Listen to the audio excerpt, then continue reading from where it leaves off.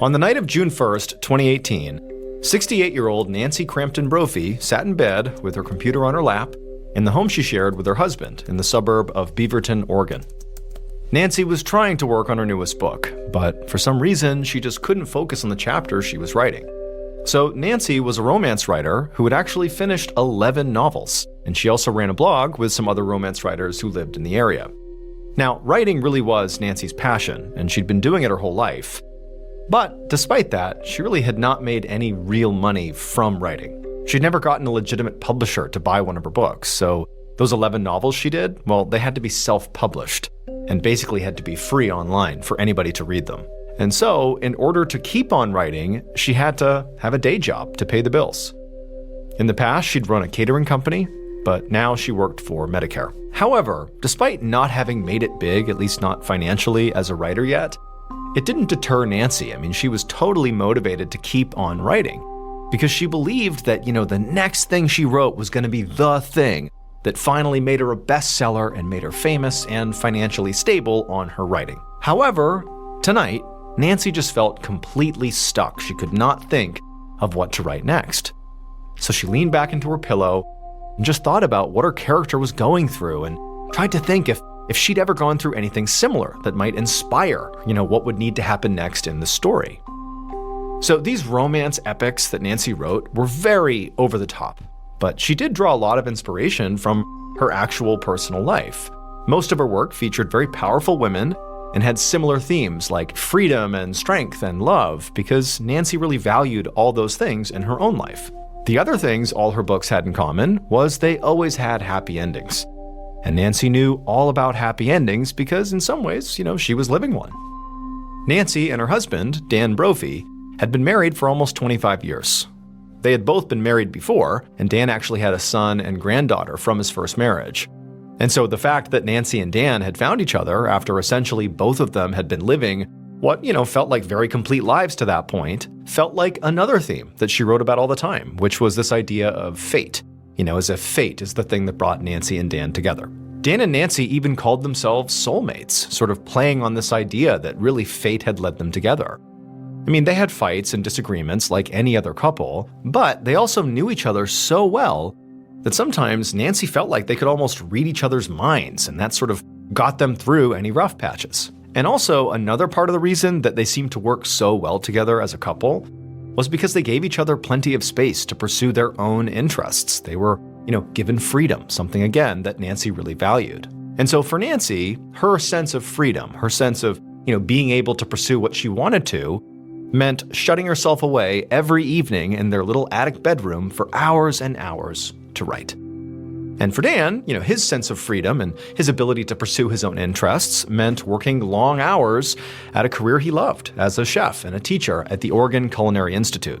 Just like Nancy was sort of obsessed with writing, Dan was obsessed with food and cooking. And when he was not in a kitchen, he was often out in the backyard of his and Nancy's house, raising chickens and working in his garden, or maybe on a trip into the Oregon woods to forage for mushrooms. But tonight, despite how happy Nancy's life was and how secure she felt in her own relationship, none of that really mattered relative to what she was trying to do, which was write this book. She just was not able to do it. And as she continued to struggle with writer's block, her mind kind of spiraled off into more sort of pessimistic thinking, and she began thinking about, the money problems that recently had begun to take a toll on both her and Dan. Neither Nancy nor Dan had ever made particularly high salaries, and their finances had always been pretty tight, so that was kind of normal for their relationship. But about 2 years ago, they'd gotten really behind on credit card debt, and that extra debt threw everything else out of whack, and at one point they actually had not even been able to afford their mortgage. Now, realistically, things were actually more under control now. Nancy and Dan had taken a chunk of money from Dan's retirement account to pay off some of this debt, and they'd also made the decision to sell the house they were in now, and downsize, which Nancy actually was kind of excited about. With these lower overhead costs, it would likely mean that she would get to quit her day job and just pursue her passion, writing, and also pursue being the best grandmother she possibly could be. So in a way, things were starting to look up, at least in terms of, their financial situation. But Nancy knew, especially tonight, that she couldn't just forget about the fact that they had these problems. She couldn't just pretend they weren't there. In fact, tonight, the reason Dan was not home when normally he would be is because recently Dan had picked up a second job cooking for an assisted living facility, and he had picked it up to help pay off this debt. So it really was sort of beginning to infect their whole lives, this debt. He was working for a friend of theirs. It was a woman whose name was Tanya Medlin. And the job wasn't bad exactly, but it definitely was not Dan's dream job either. But just then, as Nancy's having all these kind of conflicting and sort of bad thoughts, she heard the front door open and realized that Dan must be home. So she slammed her laptop shut, figured she would attack this later, and she went downstairs to meet him. Nancy got to the front door just as Dan was taking off his boots and coming into the house. And she quickly gave him a kiss and asked how his shift went. But Dan just kind of grunted and said, fine. And then he disappeared into the kitchen to make some food. Dan had always been a pretty gruff person, but to Nancy, it was sort of part of his charm. He was blunt and a little socially awkward, but his love language was food. And so he made her elaborate meals to show her that he cared about her, and she knew that. Nancy did know that other people didn't really understand Dan and often took his mannerisms and gruffness the wrong way. In fact, at the last school where he taught, he'd gotten fired because of his bad attitude. And at the Culinary Institute where he was currently teaching, a group of students had complained that he was way too tough and had impossible standards. Now, Nancy did worry about this. She understood Dan, she knew what he was like. But, the reality here is that if he loses his job or multiple jobs here, they're going to be in a bad spot financially. And again, they have these financial problems that they're working through, but that would be really bad. And then also on top of that, this was sort of buried in the back of Nancy's mind, is she had this fear that, Dan was going to upset the wrong person. It just seemed like he kind of made people mad everywhere he went, and who knows? A student could snap and try to hurt him. And so maybe it was just the stress kind of coming through as she can't write and they have money problems. But on this night, she just had this feeling of like, I hope he's going to be okay here. I hope he isn't going to make more people mad and jeopardize his own safety. And so Nancy goes to Dan in the kitchen and she kind of tries to lighten the mood and just ask him how the day went, nothing too crazy. But she noticed that Dan's attitude was really bad. Even by his standards, he was really being quite rude. And Nancy knew that very likely the reason for this is because he had to work the second job because they were in debt. And so Nancy tried to be understanding, but as Dan got grouchier and grouchier over the course of the next few minutes, Nancy just started to feel like he was being rude to her and it was totally unnecessary. And it's like, she's in this with him. Why are you treating me so badly? Eventually, Dan finished making his snack and it was big enough that he put some on a plate for Nancy as well and he handed it to her. And this made Nancy smile, even though she was kind of annoyed with Dan. Because it felt like, oh, the old Dan's back. Giving me food is his way of showing me he loves me. And so they ultimately sat down together and they ate and they chatted a little bit before Dan said, I'm tired, I'm going to bed.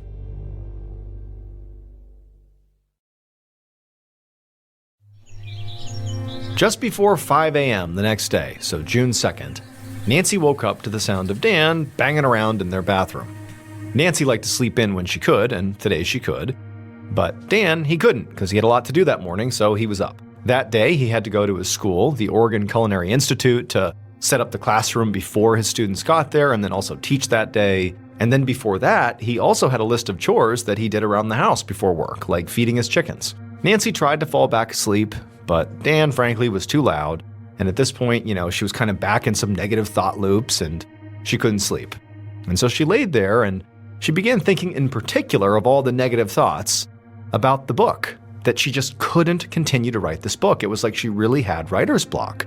And she had not really experienced that in previous novels. This one was just really, really challenging. And so after tossing and turning for a few more minutes, feeling really frustrated, she decided she would just get up and go take a drive and just clear her mind. This was Nancy's go-to. Whenever she needed to work out a storyline or plot hole, she would just hop in her car and drive around and just kind of let her thoughts wander. And this morning, she knew exactly where she wanted to go. She wanted to go to this very beautiful neighborhood with streetcar tracks and tree-lined roads in the nearby city of Portland. So up and out of bed she got. She found Dan in the bathroom and said bye to him, and then she went outside, got in her car, and she was off. Less than 20 minutes later, and Nancy was in Portland. In particular, she was in the neighborhood that she thought was beautiful, and it was this area near a place called Washington Park. And so it's got beautiful foliage, and there's all these beautiful homes, and it's just this wonderful area. and she's driving around, just kind of looking out the window, enjoying herself. And then she had this sort of pang of jealousy, because Dan's school, where he worked, was roughly in this area, and so he got to go through here every morning, and she suddenly felt like, man, I wish I could do that. However, as she continued to drive around Portland, she began to see other sides of the city that she herself did not necessarily think were so great. In particular, she drove through an area where there were all these tents on the streets, where people who were displaced or potentially homeless, that's where they were living. And, they were making the best of it, but from her perspective, this represented danger. And in fact, there'd been a whole lot more drug and criminal activity in this area lately that sort of coincided with more and more of these tents popping up around town. And this had actually really bothered Dan. He was worried about this. However, the way Dan had responded, ultimately, beyond just telling Nancy about his concerns, is he had recently started this outreach program where he took extra food from his school and he gave it to a local church to help feed the homeless.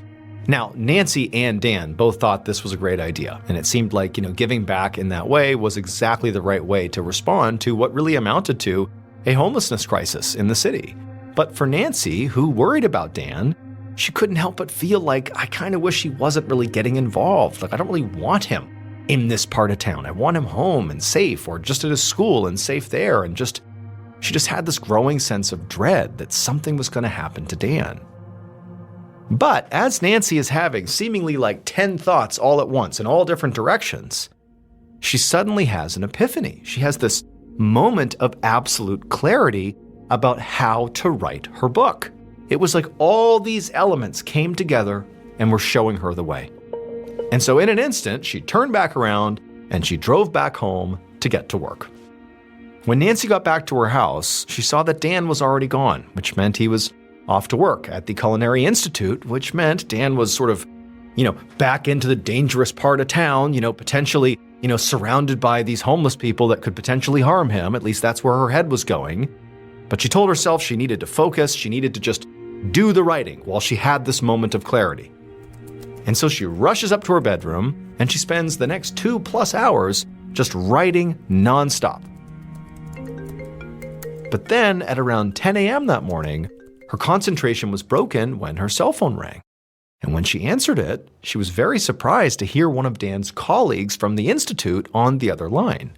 And the colleague sounded totally frantic, and she told Nancy that Dan was not at the school, and she had heard there was a shooting at the school this morning. And so she was just worried about Dan. She had to make sure he was okay.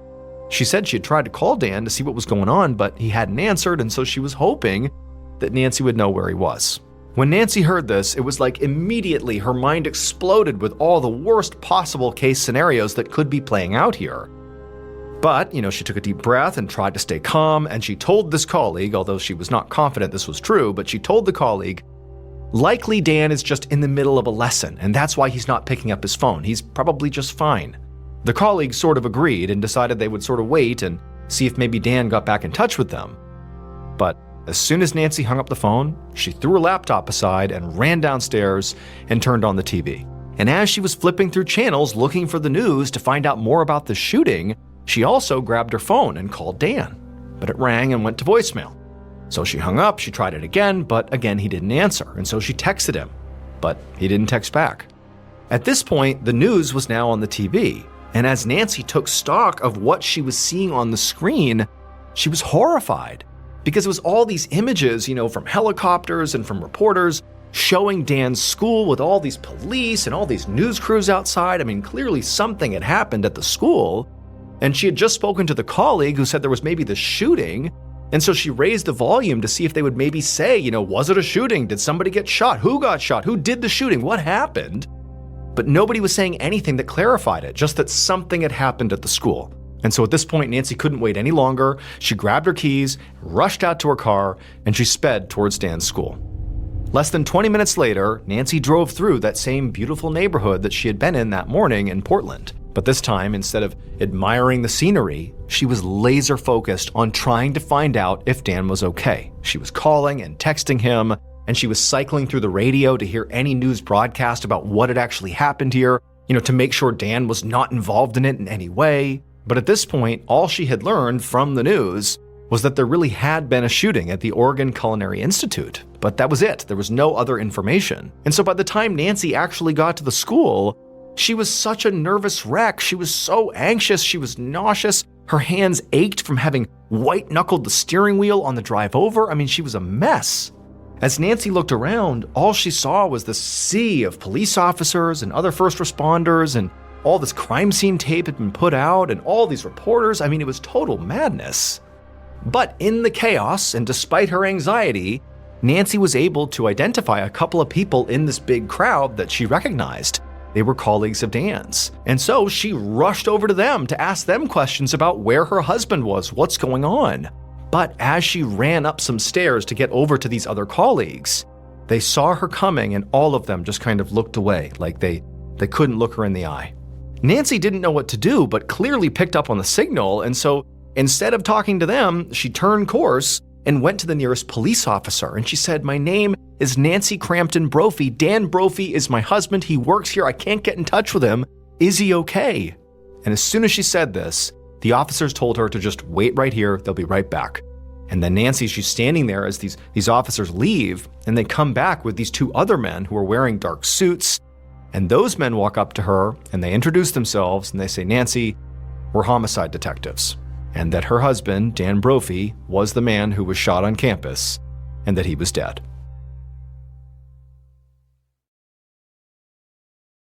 The next few days went by in a blur for Nancy. She spent basically half her time crying and grieving, and the other half being the person that was sort of in charge of delivering the bad news to friends and colleagues and family about what had happened to Dan.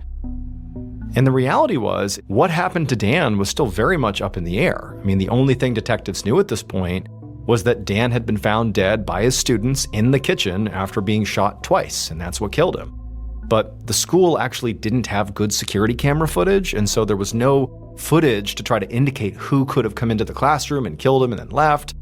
It was like they didn't really have any good leads, they didn't have any good evidence, and in many ways, it was just this big mystery that didn't appear like it was going to get solved anytime soon. Now, Nancy certainly had her own theory. I mean, she felt like she knew Dan rubbed people the wrong way, and she always had this kind of, basic concern that he was going to make the wrong person mad and they were going to just snap and hurt him someday, and that was definitely a worst case scenario, but here she is, her husband's been killed, he's been shot to death. And so that's what she thought had happened. Maybe it was a student who went crazy and snapped and killed him, or the fact that there was this, burgeoning homeless crisis in Portland and that he was often, or at least recently, interacting with homeless people, and she kind of equated that to being in danger due to the rising drug and criminal activity that was popping up in Portland. And so she had this theory that, basically he had rubbed shoulders with the wrong people and they had killed him over it. She had no way to prove it, but that's what she thought. But instead of really dwelling on what happened to her husband, the reality is over the couple of months following her husband's death, Nancy's life basically fell apart. She wasn't able to focus on anything. It was like her mind had gone blank. It was so traumatic what had happened to her. And so as a result, she couldn't write, so she didn't do any writing. And she also couldn't work. She had to quit her day job because she just could not concentrate on anything. Eventually, Nancy did decide that she would go through and try to sell the house, basically do the plan that she and Dan had thought of to sell it and downsize to get rid of some of this debt. But then she discovered her name was not actually on the deed to the house, and so she couldn't sell it because it technically really wasn't hers. And so now the bank was likely going to foreclose on it because she couldn't afford it. And so again, Nancy's life is just completely upside down. She's totally in debt. She's facing financial ruin. Her husband's been killed. The police have no suspects, no leads. It seems like the case is just going to go cold. And so Nancy just didn't even know what to do. I mean, she was surrounded by friends and family that were there to support her, but there was nothing that anybody could reasonably do to lift her out of this horrible situation she was in. Fast forward to September 5th, so 2 months after Dan had been killed. And Nancy was on her way back to her house, the house that she still couldn't sell, and she had by this point sold a lot of stuff inside of the house just to pay the bills. And she still wasn't working, and she had tried writing a little bit, but still it was like her mind was just blank at this point from all the trauma. And she's on her way home from some errands, and she pulls into the driveway, and as she gets out of her car, she hears another car pull in behind her, and she turns and she sees it's a police cruiser. Now, she had had several interactions with police pretty much immediately following the death of her husband, but for the most part, she didn't really see police officers all that often. And so these two detectives get out of the vehicle and they walk up to Nancy. And so Nancy, she's looking at them expectantly, like, clearly this has to do with Dan. Why else would you be here? But she's wondering, maybe there was a break in the case, maybe there's a promising new lead, or they just want to talk to her. She didn't know, but she just stood there and they walked up to her and they told her that there has been a huge break in the case. They found something on the internet that points to exactly who Dan's killer is. It would turn out Dan's killer had actually confessed to their crime on the internet more than a decade before it happened. The killer literally wrote about how all they think about is murder, and that you have to be organized and ruthless and very clever to commit murder, and that, the thing they know about murder is that everybody has it in them if they're pushed far enough. But the most damning thing about the confession was that the killer posted it on a romance blog under the title, How to Murder Your Husband. Dan's killer was his own wife, Nancy. After she wrote that blog post, Nancy would spend the next 10 plus years writing romantic thrillers about powerful women who fell in love and then murdered their enemies. Now, to be clear, Nancy really did love Dan, and she did think they had this beautiful life together. But Nancy ultimately loved writing more than she loved Dan. And so ultimately, Nancy killed Dan basically to, one, live out the sort of fantasy that she played out in all of her novels about these powerful women killing their enemies. And, Dan was not her enemy, but he sort of represented a hurdle between her and the life she wanted, which was to be a writer full-time, which meant she needed more money. And if she killed Dan and got rid of him, she could collect on his life insurance policies and fund the lifestyle that she wanted. And so in a way, there was a parallel there. And so she was able to literally live out a fantasy and also finance this lifestyle that she dreamed of, to be a writer. And so on that day that Nancy was driving around Portland, clearing her mind to think about what she was going to write, she really was doing that. But then she realized her big solve was just go shoot Dan to death in his school, and all your problems are solved. But because Nancy had done all this writing in the years leading up to the crime about how to kill your husband, that was a central theme in a lot of her writing, it made her look really suspicious, and they brought that to Nancy, and quickly, her story fell apart, and she was found guilty. Nancy was ultimately sentenced to life in prison for the murder. 35-year-old Judy Moylanen checked one more time that her 3-year-old daughter was safely buckled into her car seat, and then, with a sigh of relief, Judy climbed into the passenger seat of the van and nodded to her husband Bruce, who was at the wheel, letting him know that they were now ready to go. The car engine was already on, and the inside of the vehicle was nice and warm, and in another minute, they had backed down the driveway of their neat brick ranch house directly onto US Route 41. It was Thanksgiving Day, November 26th, 1992, and even now, hours before they would sit down to the traditional turkey dinner and prayer of gratitude, Judy was already feeling a little unaccustomed rush of happiness as she and Bruce headed west along 41 towards Judy's parents' house where they would spend the holiday weekend. Just 2 days ago, Judy had wondered if this trip would even be possible. Here, in Michigan's remote Upper Peninsula, Thanksgiving is almost overshadowed by the state's 2-week-long deer hunting season that spans the last 2 weeks of November. It's a time when the biggest fashion trend is blaze orange, and even visitors to the little town of Harvey, where the Moylanens lived, were more likely to ask each other, "Did you get your buck yet?" than they were to just wave and say hello. And on the first day of hunting season, Bruce had managed to bring home a male deer with a good-sized rack of antlers. But on the drive back to their house, after he was finished hunting, Bruce had hit another deer that was crossing the road, and that collision had totaled the Moylanens' Subaru station wagon. And it wasn't until the day just before Thanksgiving that the couple had been able to find and place a down payment on a replacement vehicle large enough to carry all of their luggage, as well as their 4 dogs. Unlike Judy's job as an assistant hospital administrator at nearby Marquette General Hospital, Bruce's side gig as a dog trainer meant that the family required a car that could accommodate several dog crates as well as 3 passengers. And the tan Chevrolet van was definitely comfortable as well as roomy. Within just a few minutes of starting their 2.5-hour drive, Elise had already dropped off to sleep. And with Bruce focused on how their new vehicle handled, Judy had a rare opportunity to just sit there and let her mind wander. Day to day, Judy's work was very demanding and she put in long hours. Even coupled with his dog training business and freelance work as an insurance claim adjuster, Bruce's main job as an instrument technician for Marquette General Hospital did not bring in as much money as Judy's regular paycheck. Not that Judy looked or acted the part of the traditional family breadwinner. Compared to her husband, who was 6 feet tall, broad-shouldered, and 180 pounds, Judy was just 5 foot 4 inches tall, with short, curly, light brown hair and a quiet but practical manner. But behind Judy's oversized glasses, her eyes sparkled when she smiled. And she smiled a lot, just as she was quick to laugh at other people's jokes. And although Judy never sought out the social spotlight, in fact, that kind of attention would have just made her feel uncomfortable, her ability to listen and respond in ways that made others around her shine meant that people just really loved Judy and liked being around her. And there had always been more to Judy than met the eye. She adored her parents and her 2 brothers, and she was looking forward to spending the upcoming weekend chatting comfortably inside the snug family home with her mom and sister-in-law while Elise played with her cousins. But, like her younger brothers, Judy was also an outdoors person. Ever since she could walk, the woods in the back of her parents' home had been Judy's playground. And growing up in Ontonagon, with a population of just 2,000 people and a business district that did not have one single stoplight, there had been plenty of woods as well as fields and streams to explore. And so during that time, Judy had become very comfortable outdoors. She had also become skilled at handling firearms. So, in addition to enjoying plenty of time in the kitchen and in front of the fireplace, Judy was also looking forward to getting out in the forest with Bruce and her dad and brothers to do some hunting of their own. Hunting wasn't the only outdoor sport that Judy was really good at. She was also an excellent skier. In fact, it was that passion that had brought her and Bruce together back in 1974 when Judy was 17 and Bruce, who lived in a town even smaller than Ontonagon, was 20.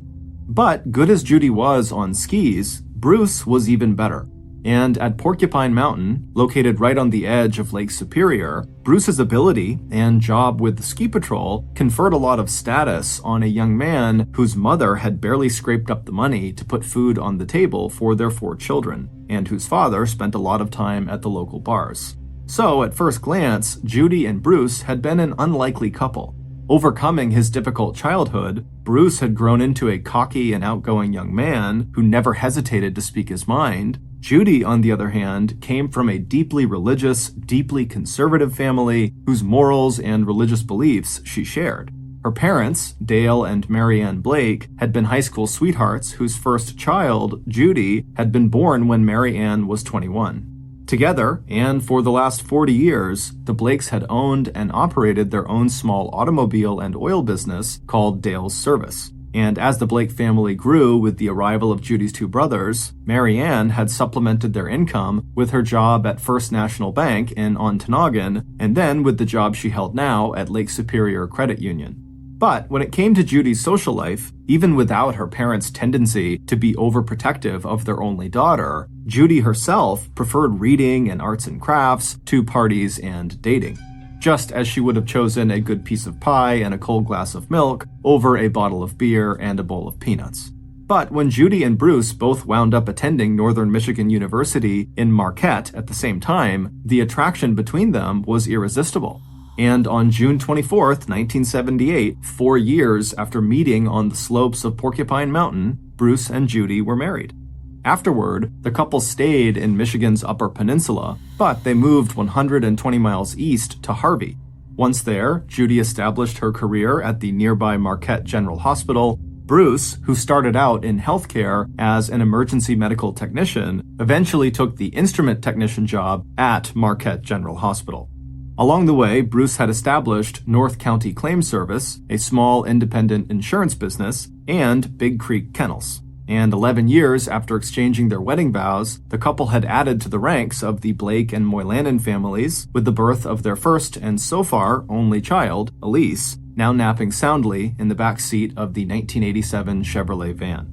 Just the thought of her daughter always made Judy smile. And ever since Judy had suffered a serious concussion in a freak accident the year before, she had been reminded all over again about the importance of family and friends. She knew how happy her own parents would be to have their adult children, plus all 6 grandchildren, together under one roof for this holiday weekend. Not to mention the added excitement of 4 extra dogs, all Springer Spaniels, just like her parents' dog, Streak.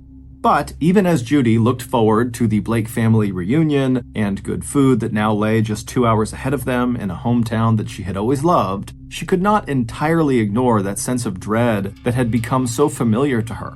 And it was just not a feeling that she had been able to share with her family or with Bruce. He was handy around the house, great about taking care of Elise when Judy's workdays stretched to 12 hours, and he was also a better cook than she was. But discussing and exploring their innermost thoughts was not one of his strengths. Looking over at her husband now, his big familiar hands firmly on the wheel, Judy reminded herself that this was not the time to worry. This was the time for her and Bruce to relax, take stock of their lives and blessings, and spend time together over the long weekend. And sure enough, after Thursday's wonderful Thanksgiving celebration, Judy and Bruce were able to put in 2 full days of hunting together, while Elise enjoyed the attention of her grandmother and Mary Ann's own mother, Elise's great-grandmother Nimi. So on Friday, while Judy's brothers headed for their deer camp about 16 miles south, Bruce and Judy decided to try their luck at a hunting spot even further away. But at Dishnot Creek, their attempts to drive deer out of cover were unsuccessful, and so were the hours they spent sitting quietly in small camouflage shacks called blinds. So by late afternoon, Judy was ready to call it a day. The falling darkness and the sound of howling coyotes suddenly made her wish she was back at home instead of growing stiff with cold in these unfamiliar woods. But even as she stepped out of her blind to call out to Bruce, from behind her there was the sound of a gunshot.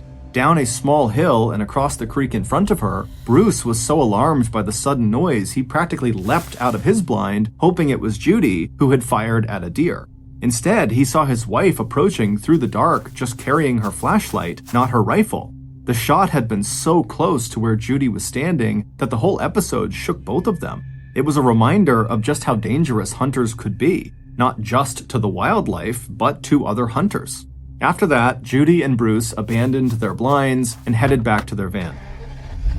The next morning, which was Saturday, the couple felt much better, and so Bruce and Judy did not need any persuading to go hunting again. But this time, they decided to go with other family members rather than striking out on their own again. Especially with hunting season about to close, everyone knew there were bound to be some hunters out in the woods who were going to be shooting at anything just to get that last buck. And by the time Judy woke up on Sunday morning, her only regret of the weekend was that her 4-day holiday was just hours from being over. She and Bruce had both come back empty-handed from hunting the day before, but better that, Judy thought, than just wounding a deer. That's what had happened to her cousin Mike, who had asked Bruce to get up early that morning and go back into the woods to see if they could find this wounded deer and put it out of its misery. As for Judy, while Bruce was out hunting, dropping in on some friends and running errands before their return trip that evening back to Harvey, Judy was content to stay home with her sisters-in-law, her mom, and Grandma Nimi. After her mother had served up their traditional post-Thanksgiving lunch of turkey casserole, Judy was also glad to have the chance to give her mom a break. So, after everyone had finished eating, Judy urged her mother to take some time alone in her little office to relax and catch up on some bookkeeping for work, while Judy cleaned up and did the dishes. By about 1:15 p.m., Judy had the kitchen and dining room all squared away. Hanging the dish towel on its usual hook, Judy glanced at her watch and decided that now was a good time for her to take the 5 dogs out for their afternoon walk. Her younger brother, Jerry, and his family, who lived 4 hours away in Wisconsin, were planning to leave on Tanagan by 2:30, so Judy had just about an hour before she needed to be back with the dogs. As Judy pulled on her black down jacket, her parents' dog, Streak, was practically dancing with excitement at the signs that he was about to go outside. But it was the 4 much more obedient Moylanen dogs kenneled outside who really needed the exercise. They were the ones with a long night of travel ahead. Judy didn't bother with a leash. This was 1992 and the Upper Peninsula, and dogs were free to run around. A few minutes later, Judy called out a goodbye to her mom and opened the door to step out into the thick woods just beyond the edge of her parents' backyard. As she did, she pulled her coat tighter around herself. Not only was it already below freezing outside, but the air was so damp it felt even colder, and the afternoon clouds completely blocked the sun. An hour later, at 2:15 p.m., Jerry and his wife had their car all packed and ready to go. The only thing they had left to do was to wait for Judy so they could say their final goodbyes before heading home. And that is when the Blakes looked out the back window of the kitchen and saw Streak come running out of the woods, tongue lolling and tail wagging. Except that Streak was all alone. Judy and the other 4 dogs were nowhere to be seen. By 4 p.m., Judy's mother knew there was something wrong. For the past hour and a half, Mary Ann had been telling herself that Streak, who was not nearly as well trained as Judy and Bruce's dogs, must have just decided it was time to go home. And Judy was probably still out in the woods thinking Streak was out there too, lost or just wandering around. But by 4:20, Mary Ann knew she was clutching at straws. There was just no way that Judy would stay out this long walking the dogs or looking for Streak, and no way she would have missed saying goodbye to Jerry and his family.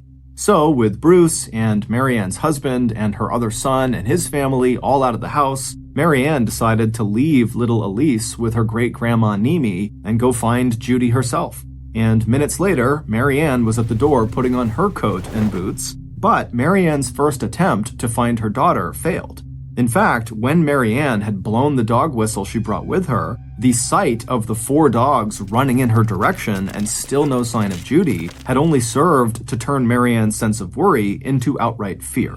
And by the time she had managed to get the dogs back in their kennels and return to the woods, Mary Ann was on the verge of tears. So she didn't hesitate when her neighbor, Bill Dorvanen, who had seen the older woman picking her way into the woods, offered to help with the search. And grabbing his flashlight, Bill now led the 2 of them deeper into the woods. It was about 5 p.m., and the sun was just 10 minutes away from setting when Bill saw Judy's body. Mary Ann's only daughter was right in front of them, lying across the trail on her left side, her eyes open and blank in the glare of the flashlight. Judy's head was resting on a slight rise, and her feet were partly submerged in a pool of icy water. When Bill carefully turned Judy over onto her back, her arms fell to either side, and a moment later, both Bill and behind him Mary Ann could see that Judy's upper right chest was completely soaked in dark red blood. It didn't take long for the local sheriff's deputy and emergency medical technicians who had responded to Bill's 911 call to confirm what Bill and a hysterical Mary Ann already knew, that Judy was dead.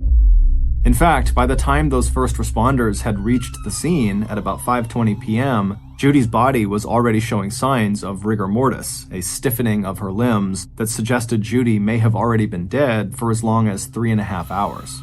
Before the medics removed Judy's body, Sheriff's Deputy Tom Cusino had done the best he could to gather any evidence of what might have happened to Judy. Even though it looked like a tragic hunting accident, law enforcement would still need to find out exactly what happened and who may have fired the stray bullet that had killed Judy. But even though the deputy had made sure to take plenty of pictures of Judy's body and the surrounding area, all he could really see were scattered leaves and dog prints. And he already knew from talking to the Blakes' neighbor that one critical piece of evidence, the original position of the victim's body, had already been compromised when Bill had shifted Judy's body to check for signs of life. Now, after taking Mary Ann to stay with another neighbor, Bill had rejoined the deputy and told him everything that Mary Ann had said about why she was out in the woods looking for her daughter in the first place, how Judy's walk with the dogs had lasted far too long, and how Streak had come without Judy. In answer to the deputy's questions, Bill said no, this was not an area where people generally went hunting. It was too populated and too close to the 8 or 9 families like the Blakes and Dorvanens that lived right behind the woods on Cherry Lane. Then, together with one of the ambulance drivers, all 3 men used flashlights to search for any sign of the bullet or bullets that had nearly ripped Judy's body in half. It seemed likely that the shot had come from a rifle, a type of gun that ejects its spent shell casings after firing, but after tramping around in the woods in the dark, the search did not turn up either a casing or a bullet. And so, after marking the area for further investigation, by 6 p.m., Deputy Casino was ready to give the order for Judy's body to be removed from the scene, placed in the ambulance, and transported to the county morgue that was located inside Marquette General Hospital. Deputy Cusino already knew that the 12-person Ontonagon Sheriff's Department, which did not include crime scene techs, would have to get help from the state to investigate Judy's death. And that call for assistance went out to State Police Sergeant Detective Bill Ball at about 6:40 p.m., a little over 5 hours after Judy had left her parents' home to go walk the dogs. After getting the message that a woman had been found dead out and back of Cherry Lane in Ontonagon, 67 miles to the south, the 21-year veteran investigator immediately hopped into his cruiser. And an hour and a quarter later, Detective Ball was standing in the Ontonagon Sheriff's Department, listening intently to Deputy Cusino summarize what law enforcement had found and done so far. Detective Ball had a well-earned reputation for not making assumptions about the cases he worked on, and for being tenacious about gathering the facts he felt he needed before reaching any conclusions. So, after going to view Judy's body in the morgue, the investigator did not immediately agree with the deputy medical examiner's suggestion that, like most shootings in the Upper Peninsula during deer hunting season, this death was accidental. And even if it turned out to be accidental, Detective Ball intended to find out how it had happened and whose bullet had actually killed Judy. So, even though it was now pitch dark, Detective Ball, along with 8 other members of local law enforcement, including the sheriff and Deputy Cusino, headed back into the woods behind the Blake house where Judy's body had been found. And this time, using higher-powered flashlights, these searchers found something that the deputies' earlier search had missed. About 37 feet west of where Judy's body had been found, the sheriff was standing under a maple tree and pointing upwards with his flashlight at a fresh horizontal scar in the tree bark. Looking at that mark, both the sheriff and the detective knew they had just gotten their first potential break in the case. Because if that slash on the tree had been made by the bullet that killed Judy, then maybe they could figure out the bullet's trajectory and find the bullet as well as a spent shell casing that would help them identify what kind of weapon killed Judy.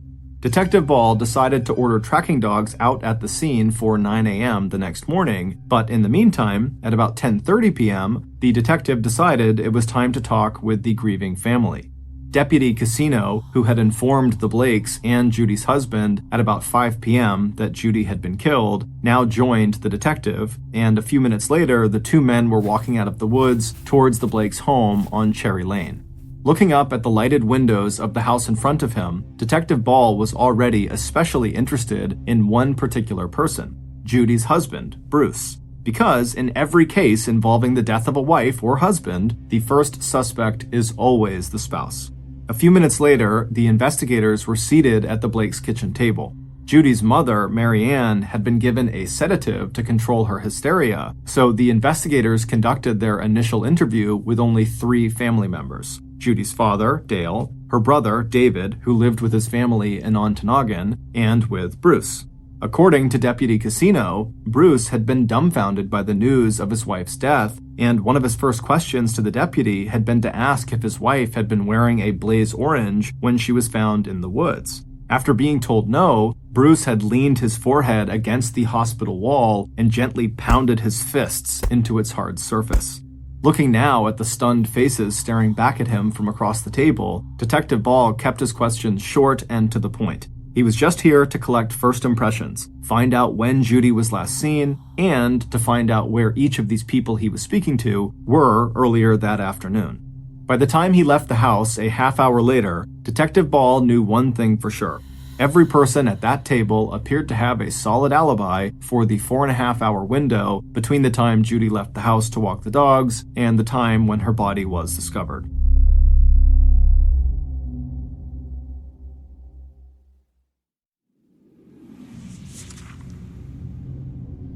On Tuesday, December 1st, one day after the end of Michigan's deer hunting season, and 2 days after Judy's death, one of Michigan's biggest newspapers ran a story with the headline, "Deer Season Gets Safer." In that article, which attributed 4 deaths and 25 injuries to hunting accidents in the 1992 season that had just come to an end, Judy's death was listed as a possible 5th accidental fatality, but one that was currently being investigated by local and state law enforcement. Ontonagon's sheriff was quoted in the paper as appealing to anyone with information to please come forward. And one day later, on Wednesday, December 2nd, the day of Judy's funeral service in Ontonagon, Detective Ball received a phone call from the police department in Marquette, where Judy lived and worked. An officer there was passing along information from an anonymous caller, information that made Detective Ball decide it was time to head for Marquette to take a closer look into Judy's work life as well as her personal life. In the meantime, local officers were able to pinpoint the likely time of Judy's death to about 2 p.m. That's the time that several residents in the area had each heard a single gunshot coming from the woods behind Cherry Lane on November 29th. Detective Ball also had officers check out other leads, possible criminals who had recently been released from police custody, reports of unidentified or strange people in the area where Judy was found, and reports of anyone in that area who was seen carrying firearms. In addition, assuming now that Judy had been killed at around 2 p.m., Detective Ball ordered officers to double-check every alibi provided to them by Judy's husband, father, brothers, and cousins, along with the alibis of any other family member who was not actually inside of the Blake household when Judy was shot.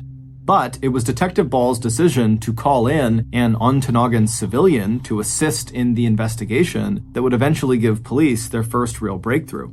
Armed with his metal detector, 42-year-old Dan Castle had earned a reputation among Ontonagon law enforcement for being able to recover hard-to-find evidence lost in the Upper Peninsula's dense forests. Now, on Thursday, December 3rd, Dan Castle was standing with Detective Ball and Deputy Casino at the exact place behind Cherry Lane where Judy's body had been discovered. A chemical wash applied to the blaze mark on the maple tree 37 feet away had revealed the presence of lead, a metal that is commonly found in bullets. Now, the man with a passion for finding buried treasure had the difficult, if not impossible, assignment of finding the bullet that had passed through Judy's body and then ricocheted off of that tree 5 days earlier. And while Dan was looking for that bullet, Detective Ball headed for Marquette County, where the Moylanens lived and worked. If Judy's death had not been an accident, the detective needed to find out who might have wanted her dead and why. It didn't take long for the state police investigator to realize that the anonymous caller had been right. Judy's life and Judy's past were much more complicated than Bruce and her family had led them to believe. Judy's co-workers and supervisors at the Marquette General Hospital would soon tell detectives why it had taken almost 2 weeks for the Moylanens to replace the station wagon Bruce had totaled on the first day of hunting season. According to the rumor mill, Judy was facing some serious financial issues, and just scraping together $500 for a down payment on the 5-year-old replacement van had been a big challenge. It would also turn out that Judy had recently contacted several of her creditors to ask about restructuring her loans. And when the bank turned down her application to refinance the couple's mortgage, Judy had mentioned to one of her coworkers that she and Bruce might be facing bankruptcy. But aside from learning about the Moylanens' financial problems, when it came to suspects in what could either be an accident or murder, the investigation seemed to be hitting one dead end after another. None of the reports of other hunters or suspicious people in or near the place where Judy died had turned up any viable leads. As for Judy's husband and other family members, police had not been able to find any hard evidence that would link any of them to Judy's death. Not only had Judy's husband, Bruce, prepared a list of people who could verify his whereabouts on November 29th, he had also willingly signed off on a consent to search form. That form gave police permission to examine and inventory Bruce's collection of firearms, as well as examine Judy's various life insurance policies, the payout from which could have provided a motive for Bruce to kill his wife. It would not be until mid-December that the state police investigator would get a series of tips that, together, would break the case wide open. The first of those tips came from Dan Castle up in Ontonagon. For 9 frustrating days, all Dan had found in the woods behind Cherry Lane were bottle caps and old coins. But on Sunday, December 13th, exactly 2 weeks after Judy was shot, Dan decided that before giving up the search for the bullet, he would try a simple physics experiment to pinpoint exactly where the bullet might have come to Earth. So, trading his metal detector for a slingshot and a pocket full of marbles, Dan stood in the exact location where Judy's body had been found and stooped to what he guessed would have been a point level with Judy's chest, where the bullet likely entered her body. Once in this position, Dan fired marble after marble at the blaze mark on the maple tree, and each time the marble ricocheted off the blaze, he made a careful note of where the marble landed. Once he had a cluster of marbles all in the same general area, Dan pocketed his slingshot and again took up his metal detector. And sure enough, in that area where the marbles had clustered, just 77 feet away from the maple tree and buried under a 2-inch layer of snow, Dan discovered a fresh bullet lying on top of the dead leaves that blanketed the ground. Dan grabbed his radio, and an hour later, Detective Ball was standing in the woods with Dan, both of them looking down at this critical new piece of evidence. And when the Marquette State Police Crime Lab ballistics expert arrived for work the next morning, Detective Ball was there waiting, sealed evidence bag in hand. And before the day was out, Detective Ball had 2 more important pieces of information. Crime tech experts had confirmed the .30 caliber bullet that Dan had recovered had in fact killed Judy. Embedded inside the bullet were not only traces of wood from the maple tree, but also fibers from the jacket and shirt that Judy had been wearing the day she was shot. The analysis also showed that Judy's death was no accident. According to the ballistics expert, the bullet was still rising as it passed through Judy's body before ricocheting off the maple tree, which meant it had been fired not from some great distance away, but at close range, and by someone who had put the sights of their guns squarely on Judy's chest. And by the end of that day, the lab had also provided Detective Ball with a list of guns that could have fired a .30 caliber bullet and left distinctive markings that matched the ones they found on this particular bullet. On the same day that Dan Castle had discovered the bullet that killed Judy, Detective Ball received a final tip from a hospital administrator at Portage Hospital in Hancock, Michigan, about 2 hours north of Marquette General Hospital, where Judy also had a job in hospital administration. 36-year-old Gail Lampinen wanted to talk with police about a person who she claimed had been stalking her and who also might have a connection to Judy's death. 2 weeks later, Detective Ball would hear a similar story about the same stalker from another hospital employee, Judy's good childhood friend, Leanne Wysocki, who was employed as a nurse at Marquette General Hospital. But it wasn't until Gail opened a box of sweaters that this stalker had given her as a gift that the police were able to connect all this information together to finally uncover the identity of the person who killed Judy Moylanen. And what they discovered would become one of the most sensational crime stories to ever come out of Michigan's remote and mysterious Upper Peninsula. Based on Detective Ball's investigation into the information provided by these 2 women, here is a recreation of what happened to Judy Moylanen on the last day of her life, Sunday afternoon, November 29th, 1992. After spending the morning inside the house, helping her mother prepare the traditional Sunday after Thanksgiving lunch of turkey casserole and then washing up the dishes afterward, Judy was glad for the chance to get outside and take all 5 dogs for a walk in the woods that she loved. Even though Streak was not as well trained as the Moylanen's dogs, Judy figured he would stay with the pack as they walked. And if he didn't, Judy knew there was only one place Streak would go, and that was home to her parents' house. As Judy let her dogs out of their kennels behind the house, she pulled her black down coat a little tighter around her. Even after the scare she and Bruce had had when they were out hunting on Friday at Dishnaw Creek, when that bullet from behind them had come so close to where Judy stood near her hunting blind, Judy still hadn't bothered to put on a blaze orange safety vest for this walk with the dogs. Unlike Dishnaw Creek, the woods she now stepped into were too close to the houses on Cherry Lane to attract any hunters. And so, as Judy and the dogs stepped into the woods, the bright pink of her shirt collar was quickly swallowed up among the trees. But to Judy's killer, it wouldn't have mattered if the 35-year-old mother was wearing an entire outfit of blaze orange, because the murderer was not hiding in the woods that afternoon to hunt. The murderer, who was maybe just 50 yards from the path Judy was most likely to follow, was there to kill. And at this distance, hitting Judy was going to be an easy shot. And when it was all over, the murderer was confident that it would look like just another tragic deer hunting accident. Stray bullets had been known to travel so far in these woods that the hunters who fired them would have no idea that they might have struck a human and not a deer. And besides, Judy already appeared to be a very accident-prone person. She had a 5-inch long scar on her head from a concussion that happened a year earlier, and after that, there had been a fire in the Moylannon house that could have done some serious damage if the smell of smoke hadn't caused Judy to wake up and put the fire out.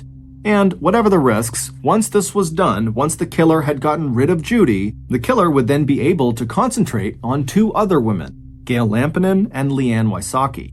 The first time Judy passed by the killer's hideout, the killer only raised their rifle and aimed, placing the sights on Judy's chest, but not pulling the trigger.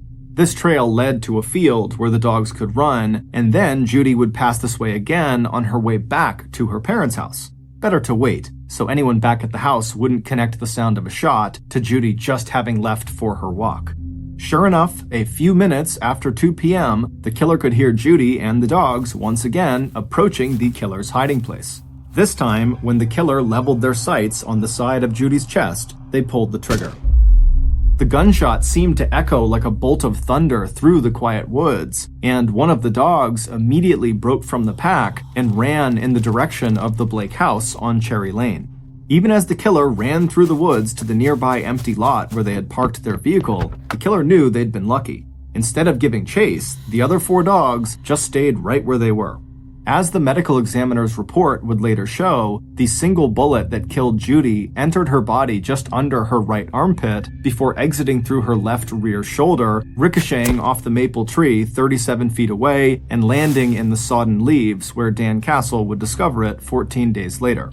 On its way through the soft tissues of Judy's chest cavity, the bullet basically tore off the top of Judy's heart. After the bullet had struck and killed Judy, she fell on her side at a right angle to the trail, her head on a slight rise and her feet in a pool of icy water. All 4 of her dogs would stay close to her body for another 2 hours. That's when Judy's mother would also walk into the woods looking for Judy and blow the dog whistle that finally called the dogs home. There was nothing Judy's killer could do to retrieve the bullet they had fired, but the killer had made sure to collect the spent shell casing before leaving the woods. Later, the killer would use a torch to destroy the gun and shell casing before disposing of the weapon in the nearby Ford River. On December 13th, 14 days after Judy's murder, Gail Lampinen decided to open the 5 boxes that had been left on her doorstep the day before. Happily married, Gail had already confided to her husband about the unwanted attention she had been receiving at work and now apparently at home. But looking down at the pile of cardboard boxes at her feet, Gail was forced to admit that unwanted attention was an understatement. This looked more like the behavior of a full-blown stalker. Taking the first box into her bedroom, Gail opened it and looked inside. Neatly folded and packed, she saw a collection of women's sweaters in various styles and colors, but as Gail took each sweater out of the box, she realized they were not new sweaters. And a moment later, she pulled out a piece of yellow-lined notepaper. It was a letter addressed to her, dated 6 months earlier, and it was signed by Judy Moylannon, a woman, as Gail well knew, who was now dead. Gail had hardly finished reading the note before her hand was on the telephone, and a few minutes later, she was connected to Detective Ball's office, where she left a detailed message for the investigator. The letter may have been signed by Judy Moylannon, but there was no doubt in Gail's mind who the real author was. It was the same man who had left those boxes, the same man who had been sending her suggestive cards and notes, stopping by her office and showing up unannounced at the Lampinen house. It was, in fact, the same man who had been bragging to her just a few days ago that before long he'd be quitting his job as a technician at Marquette General Hospital thanks to a financial windfall that was about to make him a very wealthy man. And when Detective Ball returned to his office and called Gail back, he could practically hear the last few pieces of the puzzle fall into place. It would take months to prove their case, but Detective Ball and his team of investigators now had the bullet, the gun, the motive, and the evidence they needed to bring Bruce Moylannon, Judy's husband and killer, to justice. It would turn out the Moylannons' financial problems could all be traced to Bruce's poor money management, bad business decisions, and potentially fraudulent activity involving his insurance company, North County Claim Service. But Judy had only recently become aware of just how bad their money situation was. It was only when the couple's application to refinance their home was turned down that Judy had called the bank and realized that because of Bruce's money mismanagement, the family was facing possible bankruptcy and legal action. And, as Judy confided to a close friend, over the following weeks, Judy was learning more and more things about Bruce that made her scared and unhappy. Meanwhile, when Judy confronted Bruce about their precarious financial situation, Bruce became convinced that Judy would divorce him and take half of all of his assets. To Bruce, a much better option was to kill his wife and make it look like an accident. And while Bruce had insisted to police that the payout on Judy's insurance policies could hardly amount to more than $40,000, when police had searched Bruce's house in mid-December, they realized he was lying. While no single insurance policy on Judy was worth a fortune, Bruce had made sure he had taken out multiple policies on his wife. Hidden in an attic crawl space in the Moylanen house, Detective Ball had found a whole packet of those policies.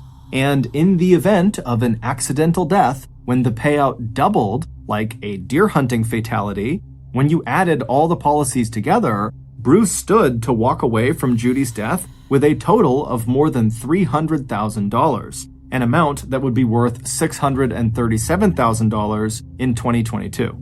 The Moylanen's paperwork also revealed that in addition to a financial motive for wanting Judy dead, Bruce did in fact own a rifle that could have fired the fatal bullet that Dan Castle recovered.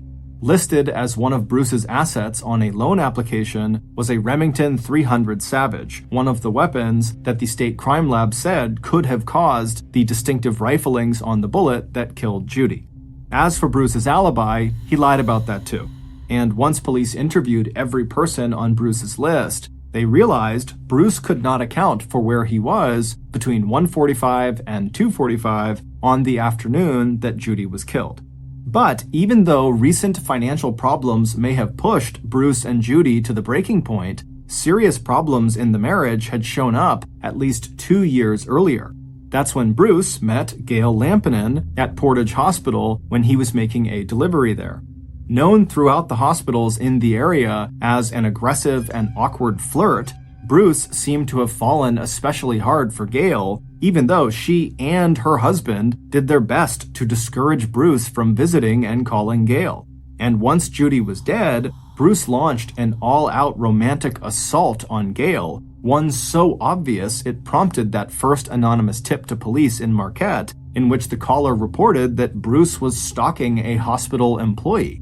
As for the letter Gail had found, enclosed with the boxes of sweaters Bruce had dropped off at the Lampinen house, Bruce, writing as Judy, told Gail that the couple had grown apart and would soon be getting a divorce, and that Bruce would need Gail's help in finding a new partner, a woman exactly like Gail herself. But even without the handwriting analysis that confirmed Bruce was the author of the so-called sweater letter, it was the postscript at the end of the note that convinced Gail that Bruce had written the letter as a way of speaking directly to her. Quote, P.S. Don't tell the prospects, but believe it or not, Bruce is incredible in the sack. Not that Gail was the only target of Bruce's unwanted advances.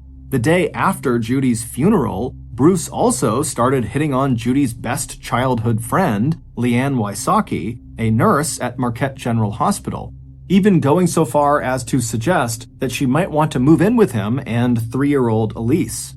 And as Leanne reported to Detective Ball in late December, Bruce had told Leanne details about the shooting that had not been made public and that only Judy's killer would know, like exactly how the bullet had entered Judy's body just when her arm was swinging back, and how it was the perfect timing of that shot that resulted in the massive internal injuries that killed his wife. It would also turn out that Bruce may have made 2 earlier attempts on Judy's life.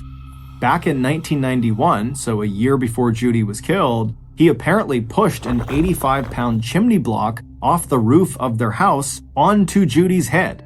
If the block had not glanced off of her head, Judy likely would have died rather than sustaining a severe concussion that put her in the hospital for 3 days with no memory of what had happened to her and a 5-inch gash on her scalp. A few months after that, Judy woke up one morning and found the house full of smoke.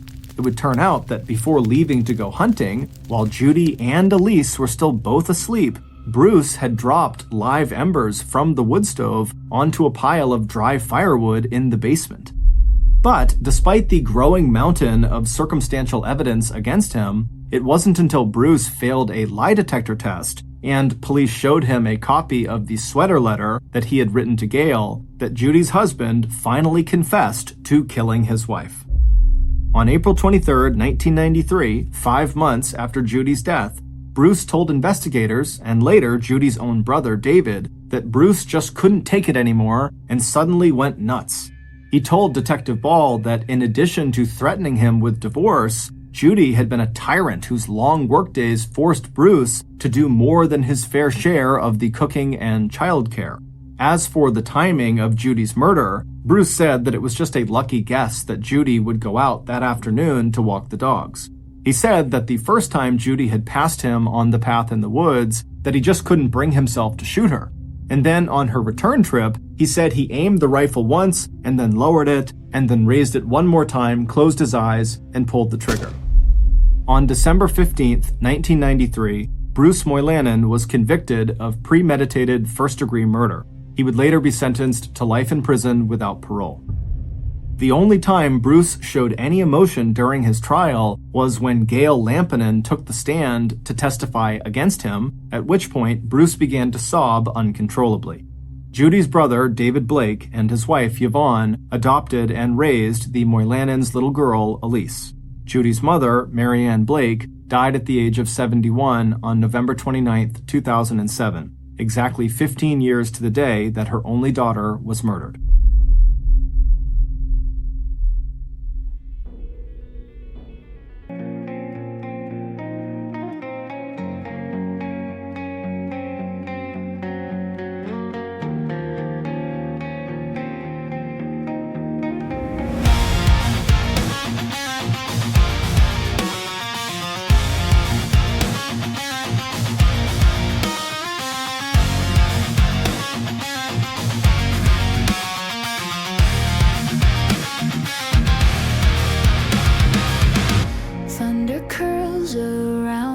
Sky, like a warning in disguise. Shadows tremble on the ground as the storm begins to rise. Streetlights dripping gold on your skin. Every look feels like a sin. We don't talk about tomorrow now, just breathing in the here and now. Windows down, let the moment ride. City moving at our side. I don't need a map tonight. Your smile's got me losing time. Every second getting closer. No brakes pulling me over. Heartbeats in the city, running wild, running free. If this night's a memory, make it unforgettable to me. No rules, no pity, just you right next to me. We're louder than the doubts inside. Heartbeats in the city. Thank you for listening to the MrBallen's podcast. If you got something out of this episode and you haven't done this already, please offer to house sit for the Amazon Music follow button. But when you get there, just prop all their doors and windows open and leave. This podcast airs every Monday and Thursday morning, but in the meantime, you can always watch one of the hundreds of stories we have posted on our main YouTube channel, which is just called MrBallen. Consider donating to our charity. It's called the MrBallen Foundation, and it provides support to victims of violent crime as well as their families. Monthly donors to the MrBallen Foundation Honor Them Society will receive free gifts and exclusive invites to special live events. Go to mrballen.foundation and click Get Involved to join